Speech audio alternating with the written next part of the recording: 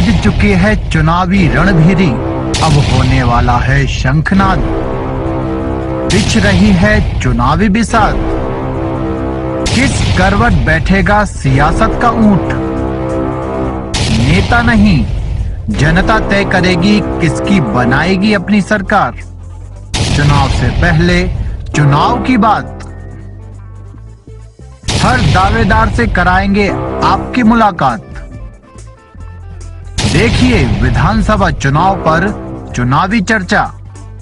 अभियान मेवात में बहुत आवश्यक है। अपराधियों के हौसले बुलंद होते हैं तो नूह जैसी सुनियोजित हिंसाएं होती हैं। अपराधियों के हौसले बुलंद होते हैं तो एक गांव घाटमिका में हर दूसरा व्यक्ति गौ तस्कर और गौ हत्यारा बन जाता है। अपराधियों के हौसले बुलंद होते हैं तो मेवात में अवैध हथियारों का काम होता है।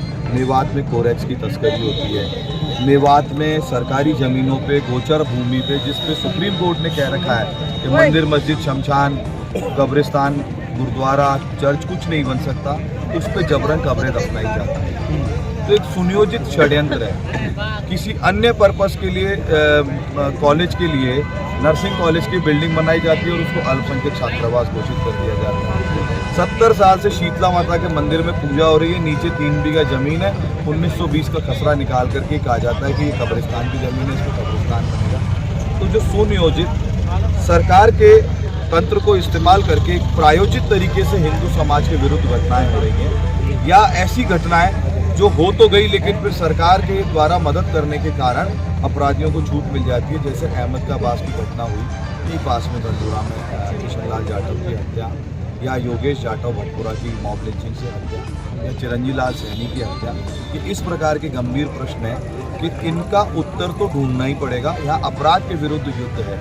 अब कोई एक समाज यदि अपराध में ज़्यादा लिप्त है तो फिर ये मान लिया जाता है कि ये हिंदू मुसलमान की लड़ाई है। लड़ाई है देश का कानून सभी पे समान रूप से लागू होगा कि नहीं होगा। लड़ाई है कि कानून जो बना हुआ है उसकी पालना कौन सुनिश्चित करेगा। ये पुलिस तो नहीं कर पा रही है राजनीतिक दबाव में। साइबर क्राइम के जरिए 10 करोड़ रुपए रोज पूरे राजस्थान हरियाणा के मेवात में लैंड होता है, ऐसा एक बड़े पुलिस अधिकारी का कहना है। तो हमारी साइबर क्राइम के विरुद्ध जो आम जनता के पैसे को लूटने का काम है उसके विरुद्ध लड़ाई है। ये मुद्दे हैं यहाँ के। महाराज जी ने भी यही किया उत्तर प्रदेश में। हमने महाराज जी को बुला के अपने कमिटमेंट को कंफर्म किया है जनता को। हमारा वादा हमारा वचन हम अवश्य निभाएंगे, क्योंकि हमारे आदर्श महाराज जी योगी जी हैं। उनको बुला के हमने जनता को ये मैसेज दिया है कि 4 दिसंबर से रामगढ़ में बुलडोजर का राज होगा। 4 दिसंबर तक का समय, 3 दिसंबर की रात तक अपराधी या तो रामगढ़ छोड़ दें या अपराध छोड़ दें। 4 दिसंबर से हम काल की तरह उनके पीछे पड़ जाएंगे और उनको अपराध नहीं करने देंगे। सातों जात सभी धर्मों की बहन बेटी को सुरक्षित करेंगे।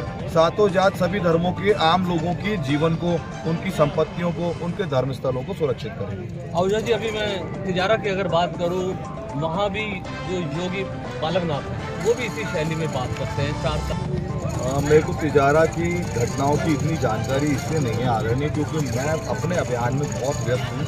पर हमारे बाबा बालकनाथ जी बहुत प्रखर वक्ता हैं और उनके चुनाव को वो धार देने में सक्षम व्यक्ति हैं। पर हम जो बात कर रहे हैं ये पहली बार नहीं, हम ये बात पे 30 साल से काम कर रहे हैं। तो रामगढ़ में पहली बार नहीं है, रामगढ़ में हमने करके दिखाया। रामगढ़ में हमने हमारे राज्य में अपराधियों की नकेल कस के दिखाई है। सुख शांति का जीवन हमने दिया है अपनी जनता को, डेवलपमेंट हमने किया है। अब चूंकि तौर तरीके नई पीढ़ी के थोड़े से एडवांस होते हैं, हाईटेक होते हैं, इसलिए मेरा मानना है कि आहूजा साहब का भी मुझे आशीर्वाद इसलिए कि उनको उम्मीद है कि मैं उनसे भी अच्छा काम कर पाऊँगा और बेहतर रिजल्ट दे पाऊँगा अपने लोगों को। आप युवा हैं, पहली बार विधानसभा से यहाँ से रामगढ़ से चुनाव लड़ रहे हैं, कितना प्रभाव छोड़ पाए, पहला सवाल ये। दूसरा, पिछले कार्यकाल 5 साल की अगर बात करूँ तो किस तरीके का आपने आंकलन किया अपने क्षेत्र में घूमकर?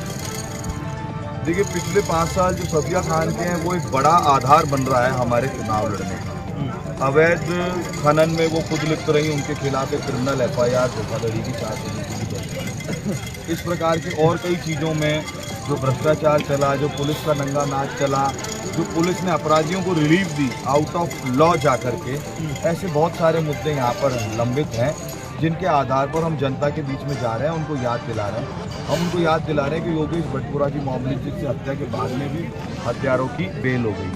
अहमद का बास वाले किशनलाल के हत्यारों की बेल हो गई। चिरंजी लाल जाटव के हत्यारों की बेल हो गई। नारथला में संगठित अपराध करने वाले 30-35 मेव जिन्होंने रामस्वरूप मेघवाल के पूरे परिवार को लहूलुहान कर दिया, वो पुलिस की कमजोरी के कारण उनकी बेल हो गई। खाटू श्याम जी की पद यात्रा पे हमला हुआ, उसकी बेल हो गई। ये बेल कितनी जल्दी कैसे हो जाती है? क्या पुलिस और प्रशासन की मिलीभगत के बिना संभव है? बिल्कुल संभव नहीं है। तो यहाँ पर वही पुलिस है, वो हमारे राज्य में लॉ ऑफ लैंड के लिए काम करेगी, धरती के कानून की पालना सुनिश्चित हो और पालन करते समय अपराधी का धर्म या मजहब दे करके उसको छूट न दी जाए। बस आखिरी एक सवाल और आपसे जानना चाहूँगा। सामने आपके जुबेर खान हैं और एक बागी प्रत्याशी भी है सुखपाल सिंह। किस तरीके का समीकरण रामगढ़ में बैठ रहा है यहाँ पर चुनाव? बागी कितना आपको नुकसान कर रहे हैं आपके बागी होते रहे हैं यार, बागी होना कोई नई बात नहीं। 98 में भी एक बागी थे, 2003 में भी एक बागी थे, 2008 में तो बहुत बड़े मास स्केल पे चुनाव लड़ा था। एक अंकल थे हमारे देवी दयाल जी, हमारे पारिवारिक फ्रेंड थे, उन्होंने बड़ा मास लेवल पे चुनाव लड़ा, 16,000 से जीते। 2013 में कोई बागी नहीं था, डायरेक्ट फाइट हो गई, हम 4600 से जीते। बागी एक अपने आप में डस्टबिन का काम करता है। जो वोट किसी भी कारण से हमको नहीं मिलना, लेकिन वो जुबेर खान को भी नहीं देना चाहते, ऐसा वोट वहाँ चला जाएगा। लेकिन उनमें कोई ना कोई कारण से ग्रामीण झगड़े बहुत होते हैं। जैसे सरपंच कोई चुना हुआ है, वो हमारे साथ है, तो जो सरपंच हारा हुआ है वो कहीं रास्ता ढूंढता है। अब उसको जुबेर खान को तो वोट देना नहीं है, तो उसको एक नया विकल्प मिल गया। अगर वो विकल्प नहीं मिलता तो जुबेर खान को वोट देंगे। आप अपनी जीत से कितने आश्वस्त? 100% आश्वस्त। चलिए अभी आपसे बात करेंगे। ये